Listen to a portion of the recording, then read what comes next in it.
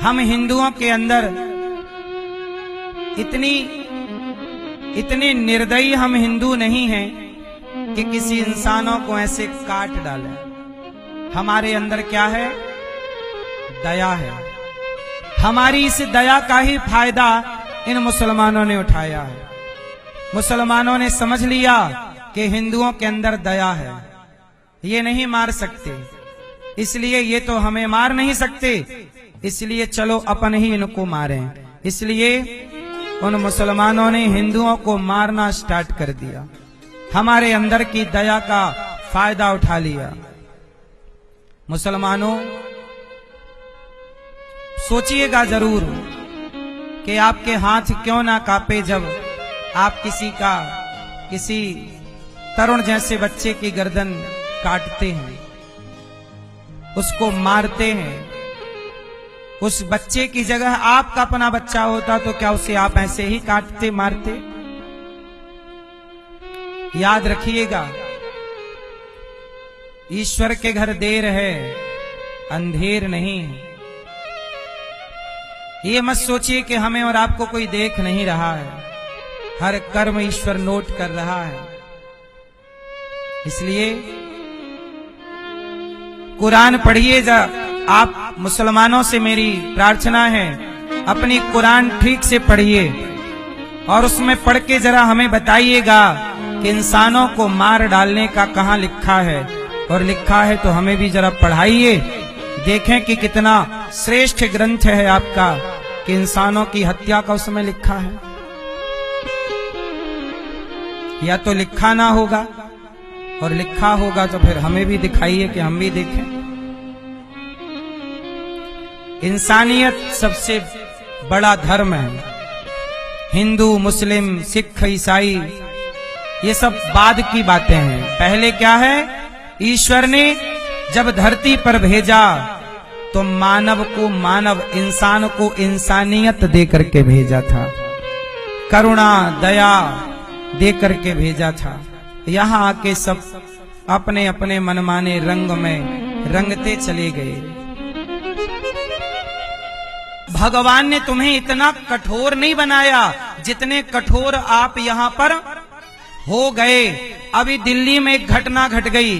तरुण नाम का एक लड़का, उसकी एक छोटी सी बच्ची थी कि उसकी बहन थी, उसके घर की एक छोटी सी बच्ची, होली के टाइम पर कोई मुसलमान महिला निकल रही थी तो होली में उस बच्ची ने गुब्बारा पानी से भर के फेंका तो हल्की सी पानी की 4-6 बूंदें उसके शरीर को टच कर गईं। तो मुस्लिम महिला जाके बताई और उसके घर वालों ने आकर के उस 25 वर्षीय युवक तरुण को मार डाला। इसलिए मार डाला कि आपने हमारे ऊपर 4 बूंद पानी डाल दिया। अब बताइए, क्या इंसान ने आपको, भगवान ने आपको इतना निर्दयी बना के भेजा है? क्या मुसलमान इतना निर्दयी होता है कि 4 बूंद पानी डाल दो तो आप मार डालोगे? ये मुसलमानों की मानसिकता पूरी दुनिया ने देख ली कि ये मानसिकता है। कि यदि आपने जरा सोचिए कि इन मुसलमानों को तनिक सी आजादी मिल जाएगी तो घर में घुस के तरुण को मार डाला, तनिक आजादी मिल जाएगी तो ये भारत के हिंदुओं का क्या करेंगे? कत्लेआम कर डालेंगे। कौन रोकेगा? फिर बाद में तुम चलाते रहो कुछ भी, केस चलाते रहो, दलीलें मारते रहो।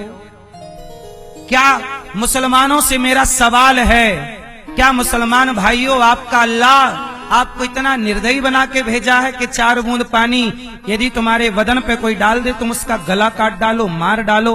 मैं हर मुसलमान से सवाल करता हूँ, क्या आपके अल्लाह ने आपको इतना निर्दयी बनाया है, इतना दयाहीन बनाया है? हमारे ईश्वर ने तो हमें इतना दयावान बनाया है भाइयों कि हम चींटी को दाना डालते हैं। याद रखना मुसलमानों, आप मोहम्मद गौरी को पृथ्वीराज ने 17 बार 16-17 बार क्षमा किया था। उसका अपराध कितना बड़ा था। एक छोटी सी बच्ची ने जरा पानी की 4 बूंद क्या गुब्बारे में भर के डाल दी, तुमने उसका परिवार उजाड़ दिया। हर मुसलमान के लिए ये बात सोच की है। सोचिएगा जरूर कि क्या आपके अल्लाह ने आपको तनिक भी दया ना दी? क्या आपकी कुरान ने आपको तनिक भी दया का भावना सिखाया?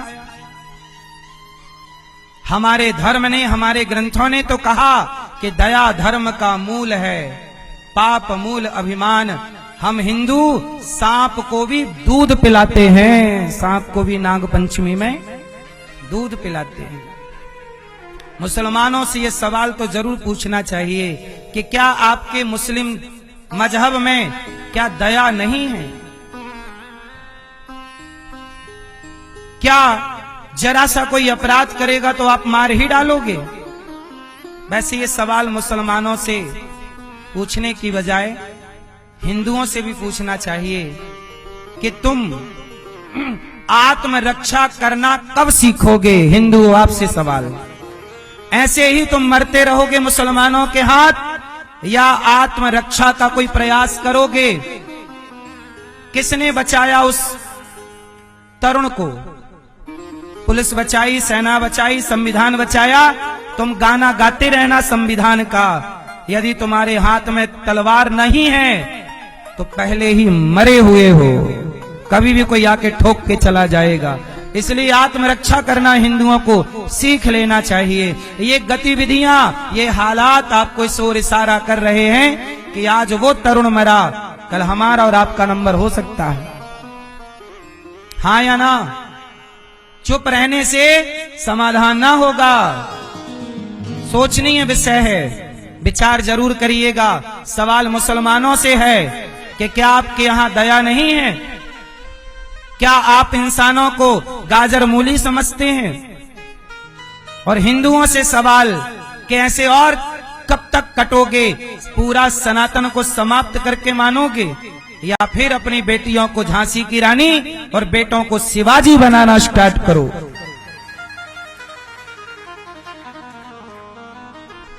हनुमान जी का सिद्धांत अपनाओ, मैं किसी को नहीं मारता, पर मुझे कोई मारेगा मैं भी मारूंगा।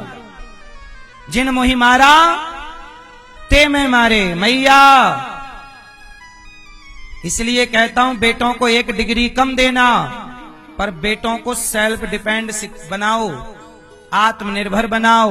लाठी, कराटे, तलवार, अस्त्र शस्त्र, श्याम कन्हैया, राम तो भगवान हैं। भगवान भी जानते थे कि रावण प्यार की भाषा नहीं समझेगा, रावण धनुष की भाषा समझेगा। इसलिए वनवास गए तो सोने का सिंहासन छोड़कर, सोने का मुकुट छोड़कर गए, आभूषण त्याग कर गए, पर राम धनुष लेकर के गए थे। श्री कृष्ण बांसुरी बजाते थे, पर देखा कि समाज बांसुरी की भाषा नहीं समझता, तो बांसुरी बजाने वाले को चक्र उठाना पड़ा। ये दुनिया चक्र की भाषा समझती है। हाँ या ना? वरना ऐसे ही कटते रहना, कटते रहना।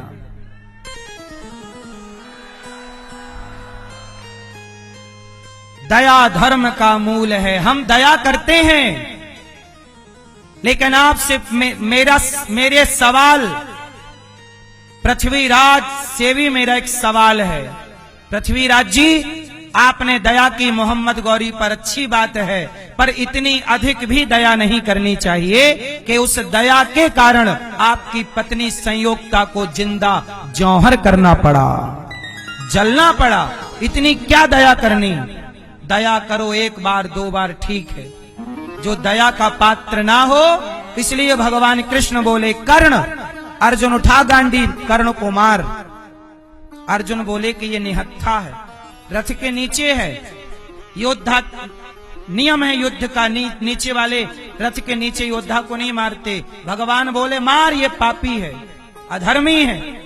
द्रौपदी से कहता था कि तेरे 5 पति हैं, छठा मुझे बना, क्या ये धर्म था? क्या द्रौपदी की साड़ी उतर रही थी तब ये तमाशा देख रहा था, ये धर्म था? अभिमन्यु मर रहा था, ये निहत्थी अभिमन्यु पे वार कर रहा था, ये धर्म था? जब इसने धर्म का मुंह नहीं देखा तो इसके लिए हम भी धर्म का मुंह नहीं देखेंगे। अधर्मी को अधर्म से मारना ही धर्म है। हमारी नीतियां शास्त्रों की ऐसी हैं इसलिए मेरा समाज देखो, हम आपको कथा सुनाते हैं, हम कथा सुनाते हैं, इसका मतलब ये नहीं कि हम केवल राम का गुणगान गा के कल्याण करेंगे अपना। हमारा कल्याण इस मिट्टी के लिए लड़के मरना पड़ा तो वो भी हमारा कल्याण ही है। क्यों? क्या अर्जुन ने गांडीव नहीं उठाया? क्या आप में से कोई अर्जुन से बड़ा भक्त हो सकता है? बोलो, क्या आज इस धरती पे अर्जुन से बड़ा कोई भक्त है? जब अर्जुन सोते थे उनके रोम रोम से कृष्ण कृष्ण निकलता था। अर्जुन से बड़ा भक्त कौन होगा? लेकिन अर्जुन भक्त का मतलब ये नहीं कि मैं लड़ना छोड़ दूं।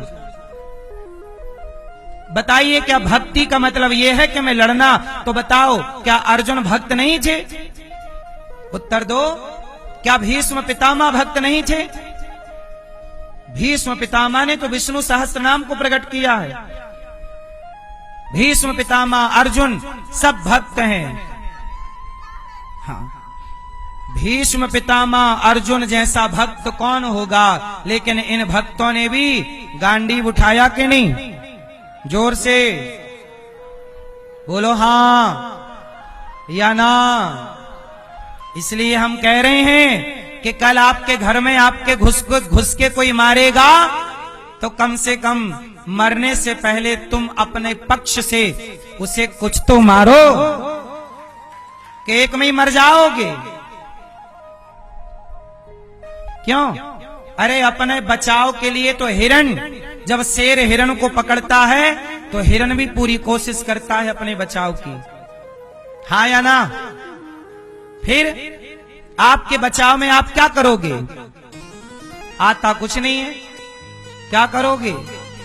इसलिए कहता हूं मेरे नौजवान सनातनियों, आत्मरक्षा का चिंतन करना शुरू करना चाहिए। इस राष्ट्र को आत्मरक्षा के बारे में सोचना चाहिए। आपकी रक्षा ना इस देश का संविधान करेगा, ना इस देश की पुलिस, ना और कोई। कश्मीर से खदेड़े गए हिंदू, कहां था संविधान? कहां थी पुलिस? कहां थी सेना? आज 30 साल से ज्यादा हो गए खदेड़े हिंदुओं को, ना उनका घर मिला, ना उनकी जमीन मिली, ना उनका सम्मान मिला, ना तो उनकी बहन बेटियों के साथ बलात्कार करने वालों को सजा मिली। ये बात सही है कि गलत है? बोलो। और चुप बैठना हो तो बैठूं, मौन व्रत करो। इसलिए मेरी मां, एक विकल्प यह है कि चुपचाप मर जाओ, शांत रहो, और मुसलमान जब मारने आए तो गर्दन झुका दो, चुपचाप मर जाओ। एक तो ये ऑप्शन है। और एक विकल्प ये है कि आपको भी छत्रपति शिवाजी की तरह तलवार लेकर के खदेड़ना चाहिए। जरूरत पड़ने पर दो विकल्प हैं, या तो मरो या तो मारो। सही है? तीसरा कोई रास्ता मुझे तो नहीं दिखता, आपको दिखता हो तो बताना। दिखता है कोई तीसरा? नहीं। मरो या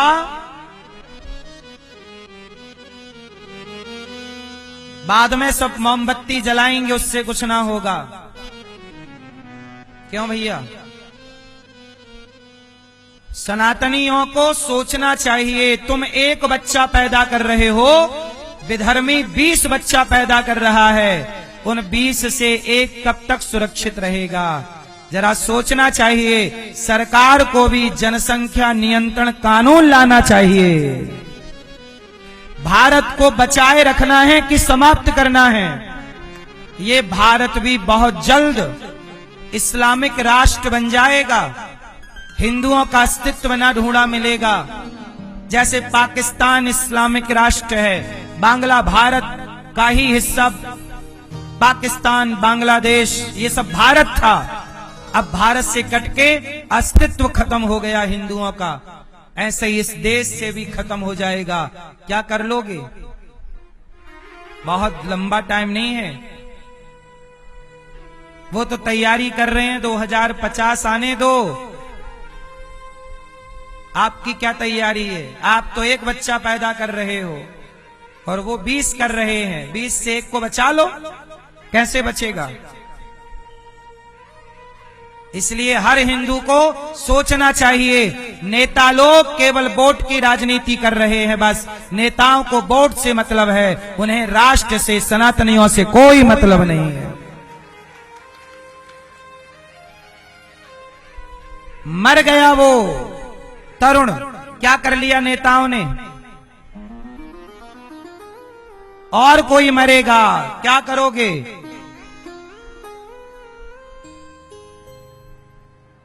घर गिरा दिया, क्या हुआ? घर गिरा दिया, फिर भी तो वो 20 बच्चे पैदा करेगा। इसलिए घर गिराना समाधान नहीं। ऐसे लोगों को भारत की नागरिकता से इनको वंचित कर देना चाहिए। देश निकाला दंड देना चाहिए। यूं ही किसी के घर में घुस के मार डालना, क्या ये धर्म है? नागरिकता छीन कर देश निकाला। पहले के जमाने में राजा लोग देश निकाला दंड देते थे। कौन सा दंड? ऐसे लोगों को दिया जाता है देश निकाला। 4 दिनों की चांदनी, फिर अंधियारी रात। नेता तो इसलिए घर वर गिरा देते हैं कि उनको लगे, दुनिया लोगों को लगे कि हाँ एक्शन हो गया। लेकिन इस एक्शन से समाधान थोड़ी होना है। घर गिराओगे फिर बन जाएगा।